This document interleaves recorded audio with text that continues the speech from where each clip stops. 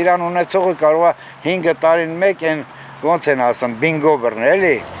Անձրևոտ եղանակն իր սև գործն արել է, Արարատյան դաշտում ծիրանենիների վրա գրեթե պտուղ չկա։ Խոնավությունը բարձր էր, անձրևները ամեն օր գալիս էին, ու տենց էլ փոշոտում նորմալ չեղավ։ Զորիկ պապի ծիրանի ծառերը անգամ այգու մեղուները չեն կարողացել փրկել։ Հենա հատուկ այս ծառանոցի համար մեղուել են պահում մի քանի փետակ, որ փոշոտում արվի, բայց էդ էլ չօգնեց։ Պետք է արև լինի, պետք է տաք լինի, պետք է խոնավությունը քիչ լինի, որ մեղուն էլ աշխատի։ Անհաջող փոշոտման հետևանքով եղած բերքն էլ թափվում է ծառերից։ Պտղավիժում եմ։ Իրա պոչը թույլ է, ինքը դեղ նման չի կարում պահի ծառը։ Ու թափում է։ Վրեն այնքան էլ չկա, բայց էլի թափում է։ Բերքարատ տարիներին իր այգուց 7-8 տոննա ծիրան էր հավաքում, ցոգոլը դեռ կանաչին չտված արտահանողները զանգում էին, բերքն իրենցով անում։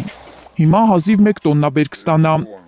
Ոսկետափի 10 այգիներն իրար հետ մեկ ֆուռ էլ չեն լցնի, ասում է Արարատյան դաշտի այգեգործը։ Դե կարող է ֆուռը չգայել այս տարի։ Իր համար հենա մի քանի տնտեսություններով sense միացել ենք իրար, պայմանավորվել ենք նախնական, որ գոնե այնց լինի մի ֆուռ որ բերենք, այդ 10 հոգիս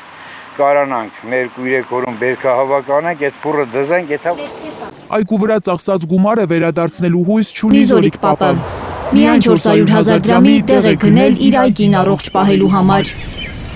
Դեռ պետք է ռոռոկման համար վճարեն, բերքահավաքը կազմակերպեն։ Այս տարի օրինակ այս պահով ես մինչև 400,000-ի դեղորյակ եմ առել։ Իհարկե նիսիայով ենք վերցրել, հետո բերքը կլինի կփակենք, ինչ այլ է։ Մեծականակ վաճառքից հույսը կտրել եմ, բայց ասում է տեղական շուկայում ծիրանի գիթելադրողն իրենք են լինելու։ Կարմրաթուշ միրգն այս տարի էժան չի լինի։ Ուրիշ տարի տալիս ենք վերջյան պահերը գալիս էր դառնում էր 200 դրամ,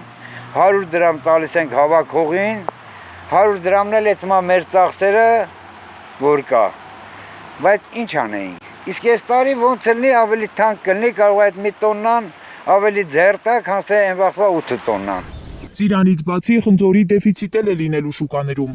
խնձորենիներն էլ են տուժել անձրևներից։